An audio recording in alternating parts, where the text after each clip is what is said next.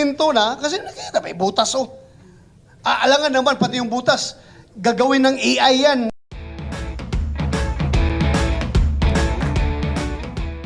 Sa taas may nakasulat confidential. Di ba? Oh. Sa letter C at saka sa letter A, ano nakikita ninyo? Bilog. Di ba may bilog? Bilog. Di ba? Yan ay butas ng panser. So, ibig sabihin, itong papel na ito, galing ito nakapile na may panser at pinutukapi. So, meaning, ito ay lumang dokumento na, kasi nakita may butas oh. Aalangan naman pati yung butas. Gagawin ng AI yan, yung artificial intelligence na kuha niyan. Igagawa ng butas na ganyan para lalabas na authentic. Basic lang, basic. Tayo lahat, lumang pulis tayo. Di ba? Klaro man yan na dokumento talaga yan, na may butas, sinirox lang, kaya makita niyo yung bilog nandyan andyan. Your Honor, Basic.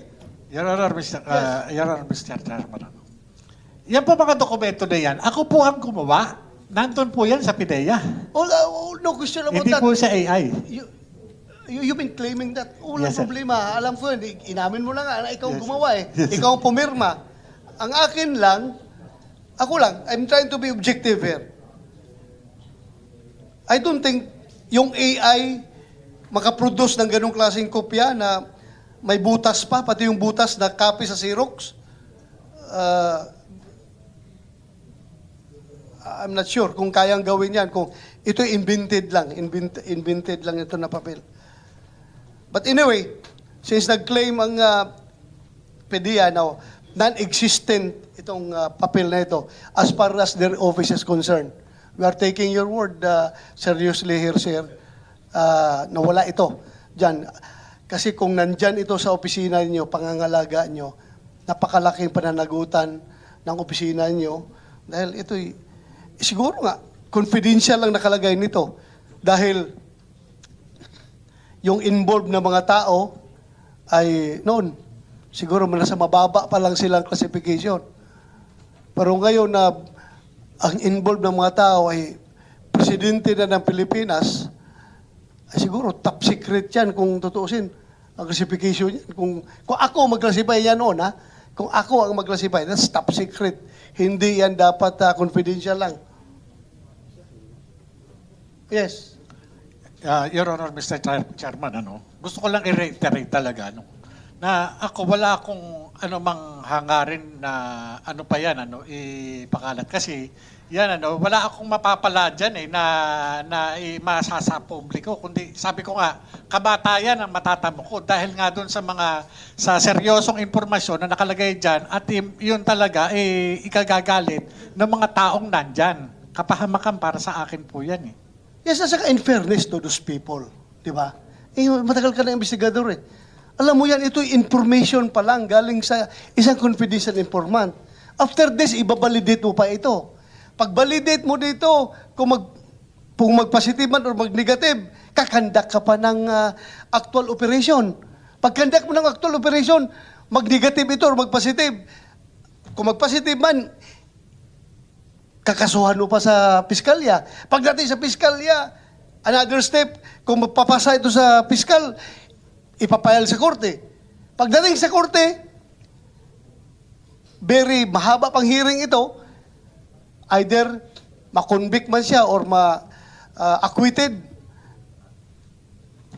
Napakahabang proseso. So very unfair kung based on that confidential informant na yan, ikukundim ka agad natin ang tao.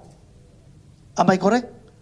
Yes, Your Honor. Ang purpose kasi dyan, to verify the veracity of report. Hindi po natin sinasabi na siya ay yun na, no? Kaya nga po kaya po ang purpose yan, kaya magko-conduct ng surveillance, ng casing for verification. Kaya nga.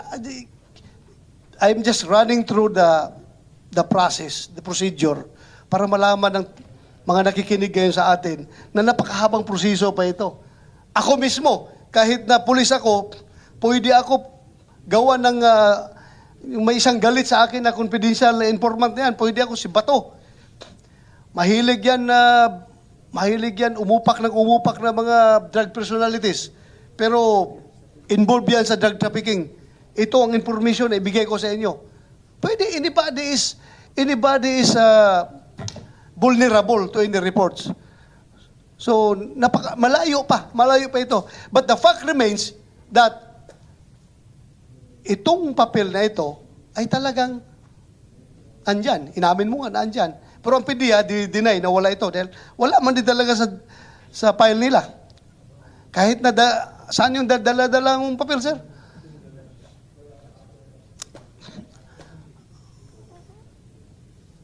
Wala talaga.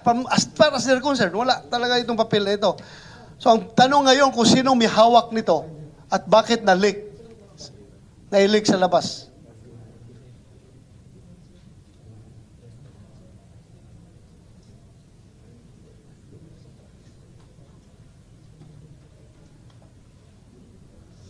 Very unfair. Very unfair sa mga tao na na-involve dito. Hindi ako I am not lawyering for anybody here. Pero, you will agree with me, mahabang proseso pa ito, di ba? Tatakbo pa ito, operatan pa ito, validation, operation, kung mag-positive, kasuhan. Kaya, kung sino mang mga tao na pangalan nakalagay dyan, yung tama nga yung National Privacy Commission na personal information yan ay dapat pangalagaan. That is why ikaw naglagay ng classification na confidential. Yes, Your Honor. Oh, that is why nilagyan mo yan ng cover sheet na confidential because Yes, Your Honor. napaka-sensitive nitong informasyon na ito. Hindi po yan para sa publiko. Yes, correct. Kung sino man yung tao na yan na nag-leak nito, napakalaking kasalanan niya. Napakalaking kasalanan. Dahil this is for us in the law enforcement at saka sa military. Sagradong mga papel ito. These are sacred to us na hindi dapat basta-bastang i-disclose unnecessarily. Kaya nga dapat inibitahan natin yung National Security Advisor for them to explain gaano ka-importante itong mga classified documents na ito. Pero nag-absent man. Hindi mo lang nagpadala ng kahit isang representative para sana tumulong dito mag-explain anong ibig sabihin ng restricted, anong ibig sabihin ng confidential, anong ibig sabihin ng secret, anong ibig sabihin ng top secret, anong mga nakukompromise dito pag ito'y ma-disclose in an unauthorized manner at dapat na-explain ito nila ng National Security Advisor. Alam natin, tayo mga pulis, alam natin yan. Pero for purposes of public information, dapat ma-explain nila ito.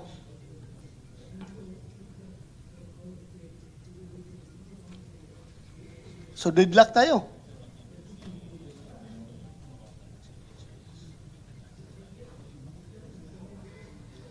Sino?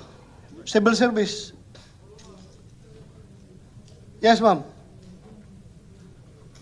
Anong kaso haharapin nung nag-disclose nito? Good afternoon, Your Yes, Honor. go ahead.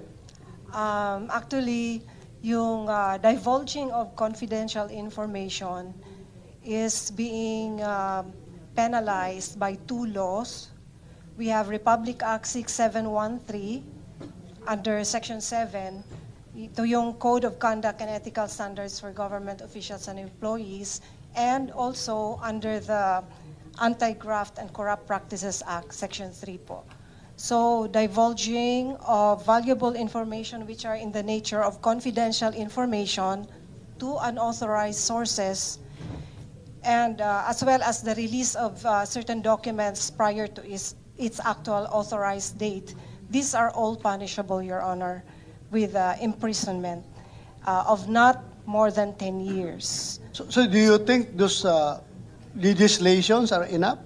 Yung mga batas na yan Tama na yan. Hindi natin gagawa pa ng panibagong batas para ma-emphasize natin talaga itong unauthorized disclosure of classified documents. Okay na yon? Sapat na yon o dagdagan pa natin?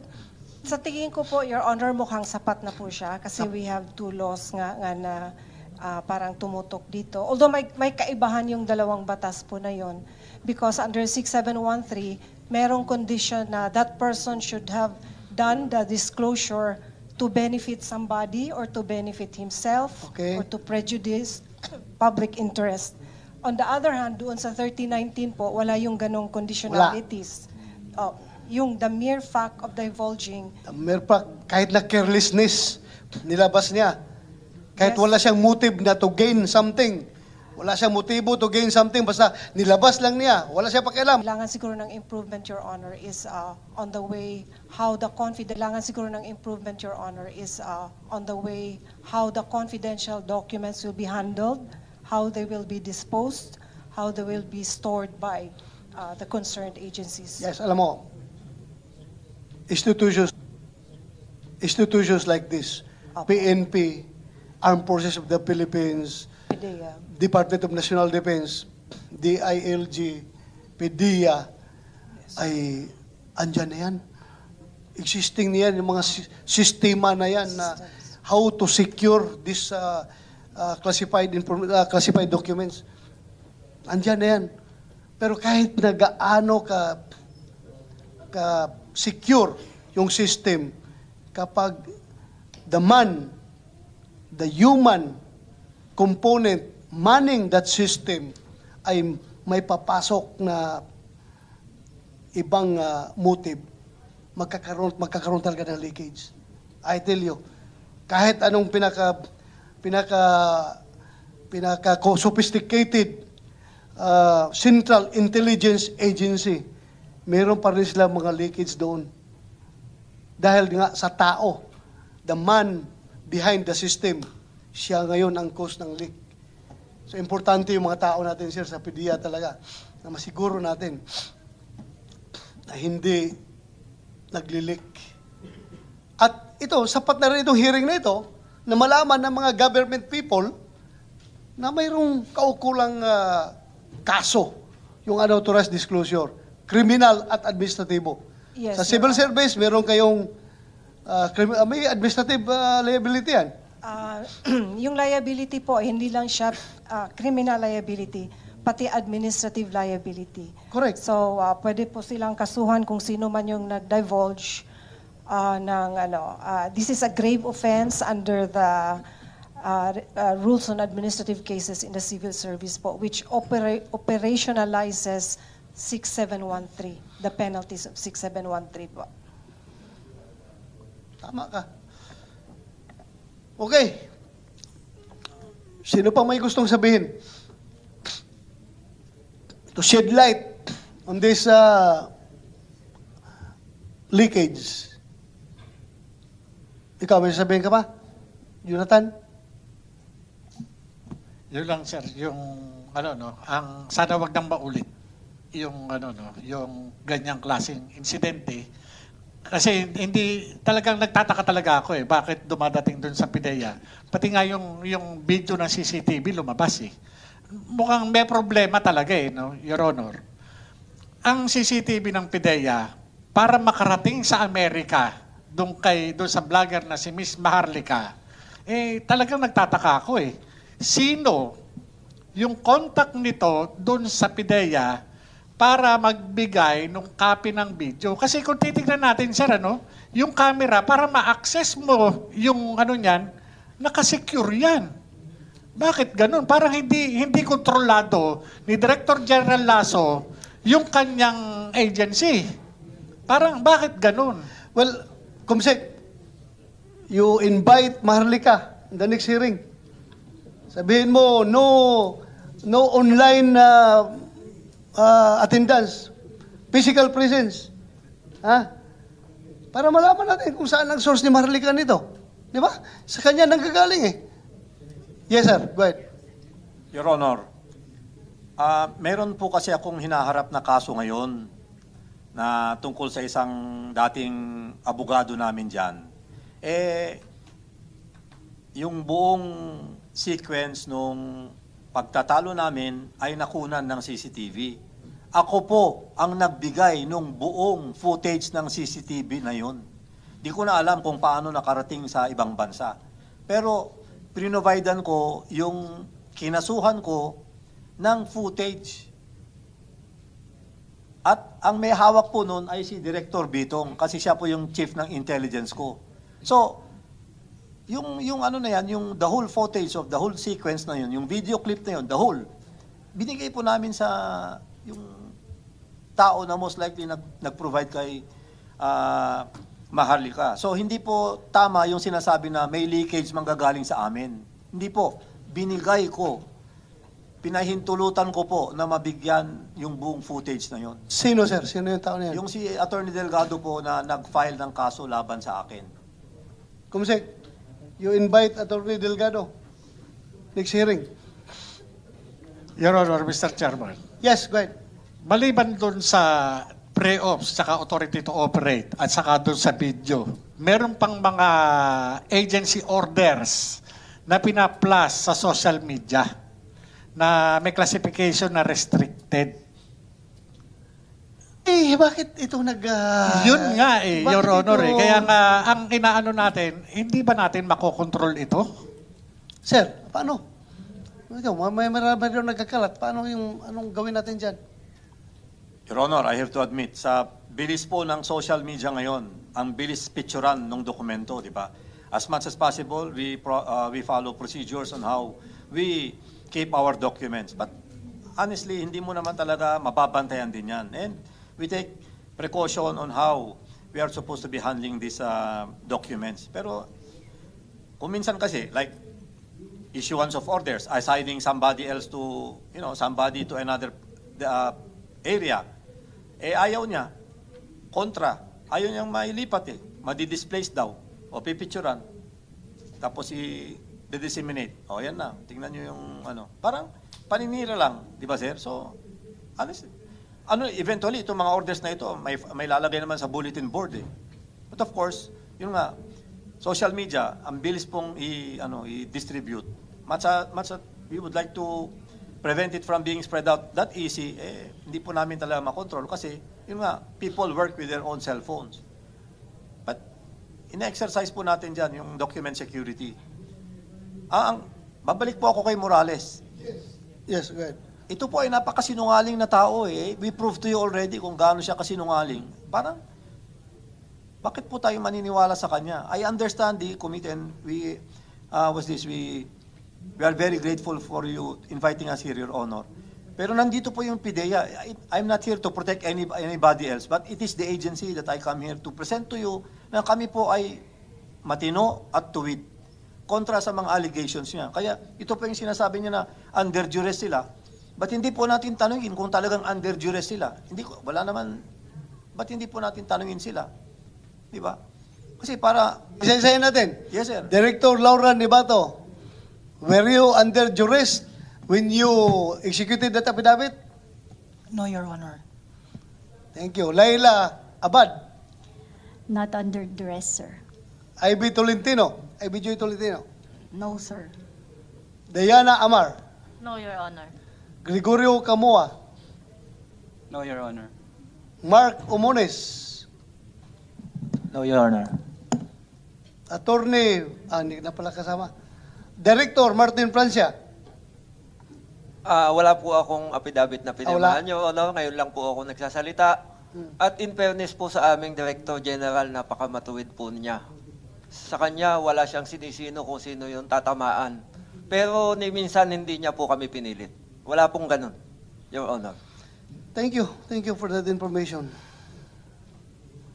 Ako naman, kung alam ko na that's hindi katotohanan yan, kahit sino ka pang tao na mag-influence sa akin na mag-execute ako pinapit, never ako talaga mag-execute. Dahil ginanon mo yan Di ba? Under oath mo yan. Alangan naman, bibinta mo yung sarili mo. Pero yung nga lang, wala kayo nung Sabado na yon. nung sinasabi ni Jonathan na kausap niya yung confidential informant. Yung apat nagsabi na wala. Kayo itong mga lalaki, nandun ka nung time na yon? Wala po, Your Honor. Wala ka.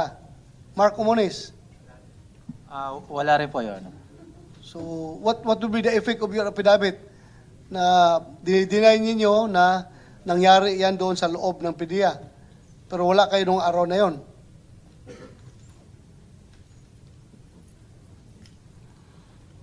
Anyway, what is important is hindi kayo in-influensya ni Director Lasso na mag-execute ng affidavit. Tatanda na yung serbisyo. Kaya pa kayong influensyahan. Ha? Director Bitong, you want to say something? Yes, go ahead. Yes, sir. Gusto ko lang pong ipaliwanag, sir, na as the Director of Intelligence Service, all of these confidential documents should have been under my custody. And I will tell you, sir, na wala po talaga ito, particularly yung message, yung documents na yan. Pero possibly, baka may ibang may hawak sa labas ng PDEA. Yun nga. Hindi ako nagdududa sa inyo when you say wala. Sinabi ng director nyo na wala. Kayo lahat nagsabi na wala. Wala talaga.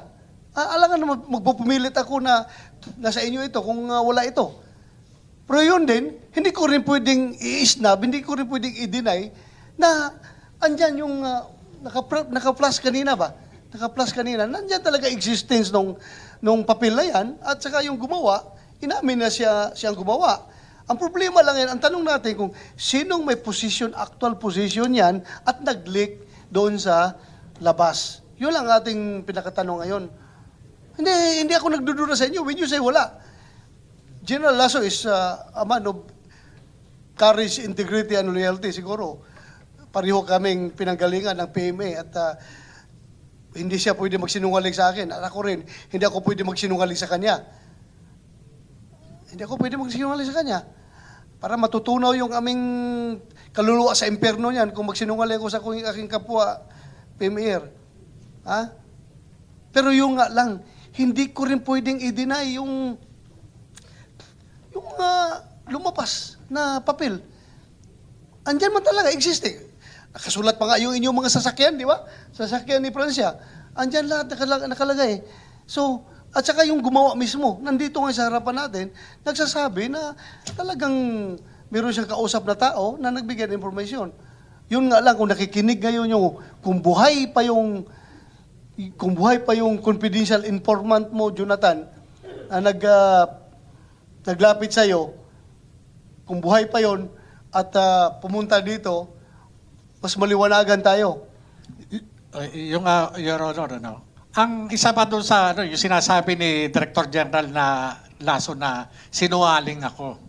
Hindi na ako nagtataka dahil pati si Pangulong Duterte na sinasabi na nakakita, nakabasa ng report na yan na binabanggit niya doon sa isang rally doon sa Tagum City na sinasabi niya yung report na si Maricel Soriano at saka yung si Presidente Marcos. Nakita niya, nabasa niya during nung kanyang presidency. Ibig sabihin, kung yung presidente kinukumpirma niya na meron siyang nabasang report, may nakita siyang report, ibig sabihin, na-brief siya, nagkaroon siya ng intelligence brief patungkol dun sa report na yun. 2016 to 2022 si Pangulong Duterte. Paano nangyari na i-deny nila General Lasso na hindi nag-exist yung dokumento na yun? Samantalang sinasabi ni Pangulong Duterte, dating Pangulong Duterte, na meron siyang nakita, pinakita sa kanya. Pinakita ng PDEA? Sino nagpakita? Your Honor, Bisaya po kasi yung yung kanyang salita during nung rally. Pero binabanggit niya po yung pangalan ni Maricel Soriano, ni Presidente, yung patungkol dyan sa na yan. Kaya Anyway, dapat i-re-rate ng PDEA. Yun po okay. yung sinasabi niya.